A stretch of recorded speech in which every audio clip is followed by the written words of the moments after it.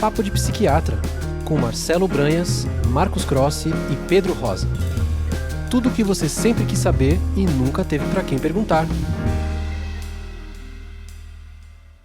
Sejam todos e todas muito bem-vindos e bem-vindas a este podcast. Nós continuamos com a nossa trilha a respeito do funcionamento da personalidade. Nós falamos sobre as duas facetas do self, que é a identidade e autodirecionamento. Nós vamos hoje falar da primeira faceta do aspecto interpessoal do funcionamento de personalidade. Esse aspecto, claro, crucial, né, um dos dois eixos aqui do funcionamento de personalidade de alguém. Lembrando que nós nos inspiramos aqui para falar disso naquilo que é chamado de critério A do diagnóstico de personalidade do modelo alternativo dos transtornos de personalidade do DSM-5. Então a gente está falando aqui de uma formulação que claro que ela é operacionalizada, mas não é do que o DSM inventou.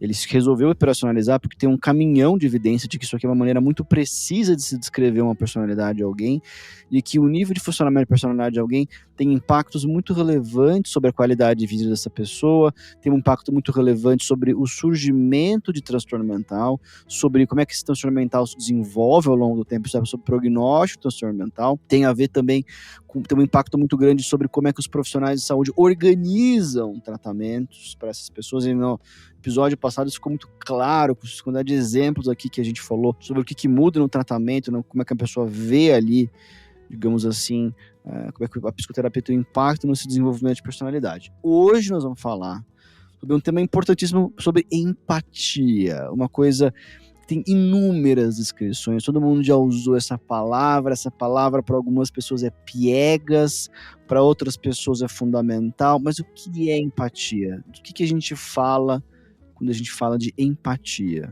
Olá pessoal, sempre um prazer estar aqui com vocês. Essa é uma faceta que eu gosto bastante, eu acho que ela tem a ver com vários outros domínios em psiquiatria, por exemplo, teoria da mente, tem a ver com capacidade de mentalização dos outros, tanto do ponto de vista mais cognitivo, né, de pensamento, mas também do ponto de vista afetivo. É uma palavra, como o Pedro falou, talvez um pouco batida, né? Geralmente a gente fala que o outro não tem empatia quando geralmente o outro faz algo que a gente não gosta ou quando a gente não tolera a perspectiva do outro, mas de fato existem pessoas que vão ter aí um comprometimento de empatia, né, que vai envolver várias habilidades, né, que não é habilidade simplesmente de sentir o que o outro está sentindo, né, assim, ter dó da pessoa, vai um pouco além, né, vai envolver a pessoa conseguir se colocar no lugar do outro, mas compreender a perspectiva do outro, né, em várias situações. E além disso, tolerar a perspectiva alheia e também entender assim, qual que é o efeito do meu comportamento, do que eu faço, do que eu falo sobre a outra pessoa. Então assim, é algo relativamente complexo e que, claro, no dia a dia a gente acaba falando eventualmente em conceitos mais simples. Eu acho interessante a gente falar aí de empatia para vocês, porque a gente sabe que isso, enfim, está associado ao transtorno mental e claramente vai estar associado a déficits interpessoais, né, em problemas nas relações, nos casamentos, nos namoros, no trabalho, enfim. Então, certamente é um tema importante. Pois é. Crossi, bom, primeiro, sempre um prazer estar aqui com vocês. E eu acho que você já tocou até num ponto super interessante, né? Quando você falou de tolerância da perspectiva do outro, porque, bom, isso eu acho que é extremamente relevante, ainda mais hoje em dia, né? Que a gente acaba vendo bastante polarização em diversos âmbitos sociais, né? Antes de a gente falar aqui um pouco da definição de empatia, fazendo só aqui uma digressão. Esses dias eu estava observando, por exemplo, no grupo do WhatsApp do condomínio, acho que todo mundo já passou por essa experiência, né? E às vezes há um comentário de alguém que discorda de alguma perspectiva, e às vezes essa pessoa até discordou de uma maneira adequada no sentido de educação, né? De ser polido. E daí alguém já comenta embaixo alguma coisa. Isso é uma grande falta de empatia, esse tipo de coisa, né? Acho que isso só ilustra um aspecto que a gente tem que tomar cuidado com Bom, com definições, né, mais precisas do que é empatia, né? É um pouco que nem bom senso, né? Uma coisa que se a gente não tomar cuidado, a gente cai no a gosto do freguês, né? Aí cada um pode definir de uma maneira que quiser. Então, o nosso objetivo aqui, um deles, é a gente definir empatia realmente usando o critério A do DSM-5. E como vocês já tocaram em alguns pontos, 3 eixos principais que a gente tem que levar em consideração é a compreensão e apreciação das experiências dos outros, né? A tolerância de perspectivas diferentes e a nossa capacidade de entendimento do nosso comportamento nos outros, né? Então esses são 3 dos principais eixos que a gente vai conversar um pouco aqui. A gente começa, em grande medida, falando sobre compreensão e apreciação da experiência e a motivação. Quer dizer, quanto que você sendo um ser humano, você olha para um outro ser humano e você compartilha essa experiência. Isso, veja, isso não significa concordar, isso não significa estar de acordo, isso significa, inclusive, e pode ser mais desafiador ainda, ter empatia por pontos de vista que são diferentes do nosso, para pessoas que têm funcionamentos diferentes do nosso, seja porque tem outra idade, seja porque tem outra geração, seja porque vem de um outro background, uma pessoa que tem uma profissão diferente, uma pessoa que vem de outro lugar do mundo, que tem algum jeito de funcionar, mas que a gente pode construir perspectivas empáticas, mesmo a partir de pessoas que são diferentes de nós. E a gente perceber de como que o outro funciona, por que o indivíduo pensa daquela forma. Para algumas pessoas isso é mais fácil, para algumas outras pessoas isso é mais desafiador. No fundo, em grande medida, é perceber como que o outro funciona, o que desencadeia naquela pessoa um determinado comportamento. De certa forma, os seres humanos têm algum grau de previsibilidade. O comportamento humano ele não é imprevisível, ele não é incompreensível. Pode ser automático para a gente compreender uma pessoa que funciona igual a gente. Mas a gente também precisa, até porque nós vamos encontrar ao longo do tempo muita gente que funciona de uma outra forma. Então, alguém que consegue descrever com acurácia as motivações, as experiências dos outros, é uma pessoa que tem um bom funcionamento de personalidade nessa faceta de empatia, né? Agora, tem algumas pessoas para quem o funcionamento dos outros é uma caixa preta, é incompreensível que o outro funcione daquela forma. Essa pessoa tem, ao menos nessa faceta de empatia, a pessoa tem uma dificuldade de compreender. Isso a gente vê às vezes no consultório, algumas pessoas têm dificuldade de perceber como é que por que a esposa funciona de uma maneira diferente, por que o filho é diferente. E isso é fundamental. Nas relações interpessoais, esse desencaixe, ele é muito sério dentro da família e dentro de relações que às vezes são relações meio assim, digamos, obrigatórias, né? Quando a gente vai fazer amizade, a gente vai fazer amizade com pessoas que são muito parecidas com a gente. Mas às vezes no trabalho, o nosso chefe é muito diferente da gente, nosso parceiro, colega é muito diferente. E às vezes os nossos filhos são muito diferentes da gente, ou nós somos diferentes dos nossos pais. E esse desencaixe é desafiador. Haja empatia para compreender como é que o outro, que tem uma organização de personalidade diferente, funciona. Mas isso é essencial, porque senão o outro começa a parecer, nossa, mas imprevisível, incompreensível, muito estranho, um humano que não é tão humano, e aí a relação vai por água abaixo. Pedro, isso é bastante interessante que você está falando, porque é justamente o que a gente eventualmente observa no consultório. E para adquirir, né, essa habilidade de empatia, tem talvez assim algumas posturas anteriores assim que são necessárias. Então, por exemplo, você precisa prestar atenção no outro, sabe? Que assim parece algo meio simples, mas que às vezes realmente as pessoas podem até esquecer, assim, você olhar para o outro e falar, tá, estou olhando para uma outra pessoa, e em seguida ter a curiosidade de tentar falar, não, pera lá, por que será que ela está fazendo isso? Nossa, mas que estranho, é diferente do que eu faria. E daí, a partir dessa postura, né, que talvez do tratamento baseado em mentalização é muito frisada, né, que essa postura do não saber, em conexões familiares, por exemplo, vai existir o mindfulness de relação, por exemplo, também, que se assemelha um pouco. A partir dessa postura, a gente começa a ter esse processo quase que imaginativo do que o outro pode estar passando, do que o outro pode estar pensando, sentindo, seja lá o que for. E é um processo, claro, que algumas pessoas, isso se dá de uma forma mais automática mesmo. Por exemplo, quando são pessoas mais parecidas com a gente, é mais automático, mas realmente quando dá esse desencaixe, a gente precisa ativar outra área, né? Que é essa área mais intencional, né? Eu preciso realmente me esforçar para entender essa pessoa. E a terapia faz isso, né? Quer dizer, o processo de terapia, o terapeuta, ele é até, entre aspas, insistente, assim, em fazer isso. As pessoas muitas vezes reclamam, mas de realmente a pessoa, ela colocar esse processo de mentalização ou de teoria da mente para funcionar. Enfim, daí isso é a base, né, talvez, da empatia. E acho que uma observação também que eu teria é que, assim, é claro que às vezes a gente percebe que empatia é como se fosse uma capacidade única, né? Mas é importante lembrar que às vezes a nossa empatia também pode variar de momentos em momentos, né? Quer dizer, claro que talvez as pessoas que têm um déficit de empatia persistente é algo geralmente mais grave, né?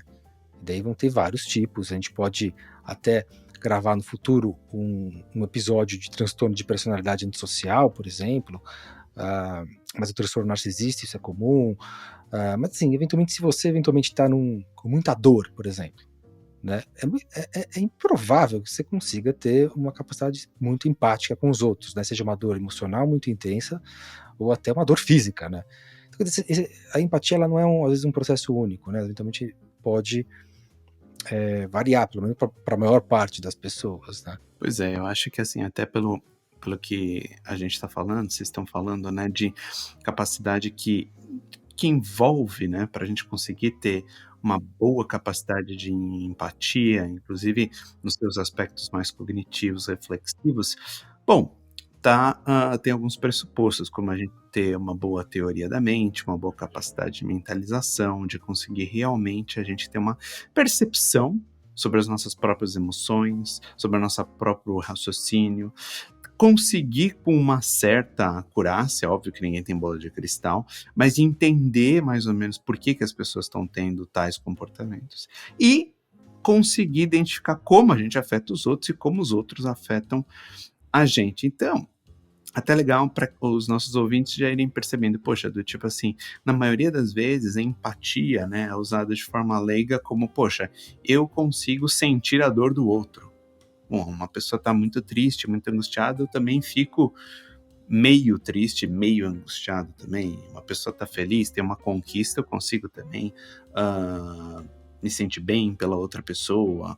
Então, assim, isso é claro que são coisas bacanas, mas não é só isso, né? Quer dizer, a empatia vai muito além disso. Inclusive, a nossa empatia, ela pode ser uma empatia, inclusive, às vezes mais cognitiva, num sentido de, poxa, uma mãe, um pai, por exemplo, tem que tomar atitudes, às vezes, que você sabe que vai deixar o seu filho mal, num primeiro momento, frustrado, mas seria para um bem maior aí no médio e longo prazo. Exemplo, dar uma vacina, né, por exemplo. Então, assim, é uma capacidade empática de, inclusive, sofrer, perceber a dor do outro momentânea, tolerar aquilo, mas mesmo assim tomar uma decisão que é melhor para o futuro dessa outra pessoa.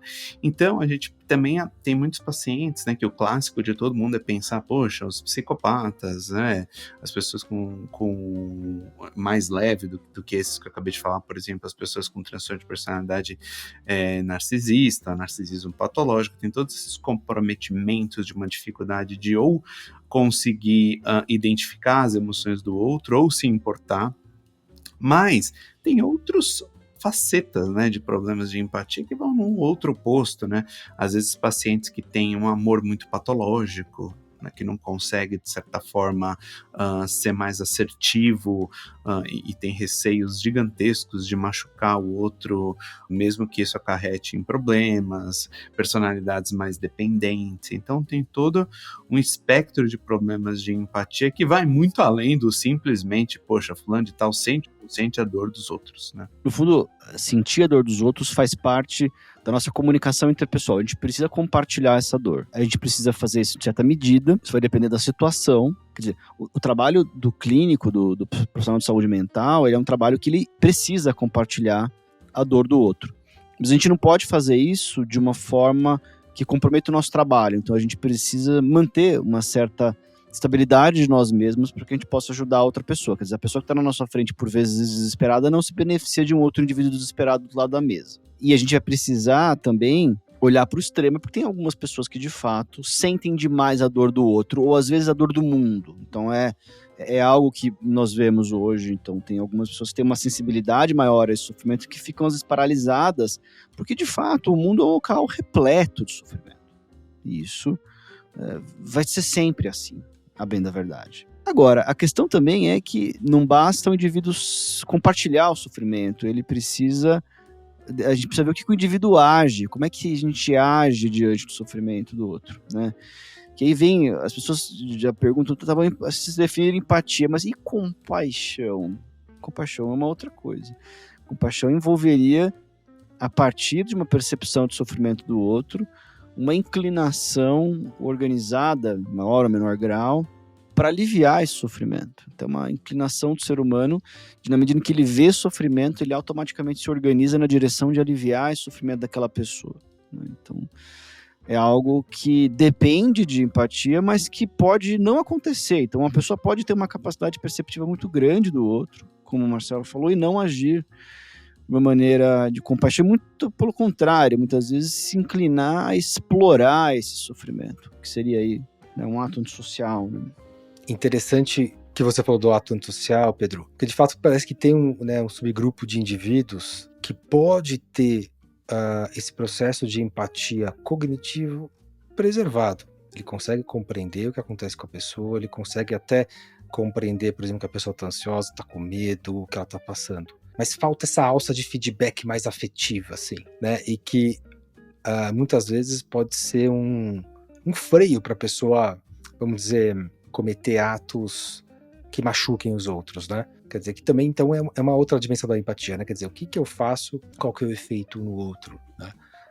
Então, indivíduos com personalidade antissocial, por exemplo, podem ter isso, psicopatas, ou até, eventualmente, alguns indivíduos com narcisismo patológico também. Então, realmente, né, considerando realmente o nível apenas de compreensão, quer dizer, tem esse subgrupo que é uma compreensão mais cognitiva, mas também de fato, né, quer dizer, a compreensão cognitiva mais afetiva, por si só, não gera, vamos dizer, uma cooperação entre as pessoas ou um funcionamento interpessoal necessariamente saudável, né? Claro que eu acredito que isso seja bastante relacionado, mas não é a garantia, né? Não adianta nada a gente ficar ali compreendendo de todas as perspectivas a pessoa e muitas vezes deixar ela naquele estado isolado e sem ajuda, né?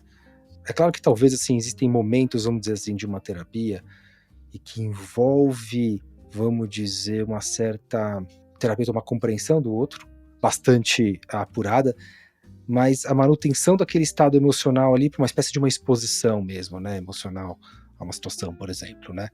Mas é que, claro, isso vai estar num contexto terapêutico, o terapeuta vai estar sabendo o que ele está fazendo, né?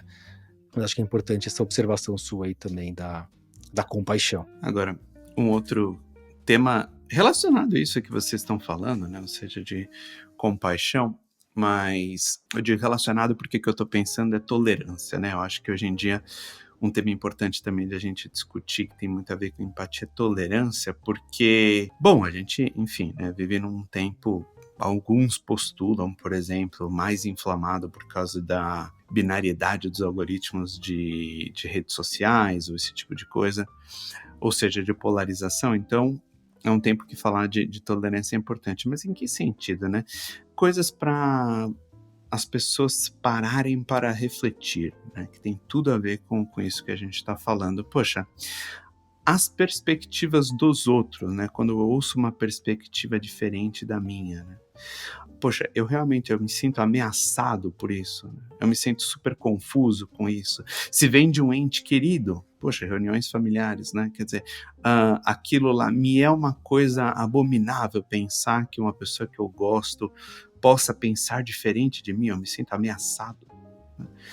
É importante a gente parar para refletir, porque muitas vezes esse é o caso e a gente não tem consciência disso. E a gente age de maneira defensiva ou a gente age de maneira agressiva, mesmo que não intencional, ou a gente também age de uma maneira muito com muito medo disso e acaba, de certa forma, querendo só agradar os outros e anulando a nossa própria opinião, né? De certa forma, se colocando numa posição submissa, né? Ou seja, eu consigo ou não debater com as outras pessoas, colocando a minha opinião, mas realmente respeitando e aceitando que as pessoas podem ter opiniões diferentes. Então isso é uma coisa importante para a gente refletir. Ou não, né? Poxa, eu realmente consigo apreciar as opiniões das outras pessoas, pegar aquilo de diferente, eu tô aberto, né? Tem uma abertura, isso daí de novo fazendo aí uma referência aos nossos outros episódios sobre os 5 fatores, né? Eu tenho uma abertura a ouvir outras experiências e aprender com as outras pessoas e integrar aquilo para mim, ou eu consigo perceber aquelas outras coisas, eu acho que aquilo não faz sentido, eu não quero engajar numa discussão e eu não vou integrar aquilo para mim, mas eu não me sinto mega ameaçado com isso. É claro que, dependendo da delicadeza de temas, de quanto aquilo nos afeta, é completamente idealista a gente achar que a gente vai ficar tranquilo o tempo todo em todos os debates. Mas, poxa, se esse desconforto acontece com você na maioria das relações, muitas vezes, bom, é uma coisa para refletir e tentar melhorar, inclusive pedindo ajuda, né? Para isso. Quer dizer, a gente tem uma ideia de que ninguém é perfeitamente empático, adequadamente empático, com todas as situações, em todos os lugares, com todo mundo. Quer dizer, é óbvio que a gente tem nuances, nós temos a nossa própria origem, nosso próprio desenvolvimento, que inclusive vai ser foco de um episódio daqui a alguns episódios. Quer dizer, no fundo a gente está dizendo que é uma gradação, é uma dimensão, novamente é uma dimensão, né? Não tem, eu tenho um bom funcionamento, eu não tenho um bom funcionamento. E vale lembrar que a nossa empatia, ela cansa, a nossa compaixão, ela cansa, a gente pode ter fadiga de compaixão, a gente cansa, né? Esse é inclusive um dos problemas de burnout em profissionais de saúde, porque a empatia, que é um instrumento de trabalho nosso, a nossa compaixão é um instrumento de trabalho, ela pode cansar em algum momento, né? Porque a gente às vezes entra em burnout, é muito frequente. Então, no fundo, para dar um exemplo, que certamente nosso nível de funcionamento nunca é perfeito, né? E a gente tem sempre um processo de aprimoramento. Mas esse foi aqui o nosso episódio sobre empatia, e eu agradeço aí a atenção e a audiência de vocês. O podcast continua crescendo, nós também estamos aí disponíveis para vocês no YouTube, então também divulguem por lá, deixem comentários, sugestões, dicas de tema. Aí, ó, só para provar, a gente recebeu uma dica para falar sobre personalidade antissocial, psicopatia, e a gente vai fazer um episódio sobre isso. Então, você que acha que você dá a dica, não serve para nada, não se engane. Nós gravaremos, não vai ser agora, vai ser daqui 2 ou 3 episódios, um episódio sobre personalidade antissocial. Muito obrigado pela audiência. Obrigado, até a próxima, pessoal. Obrigado, pessoal. Até uma próxima.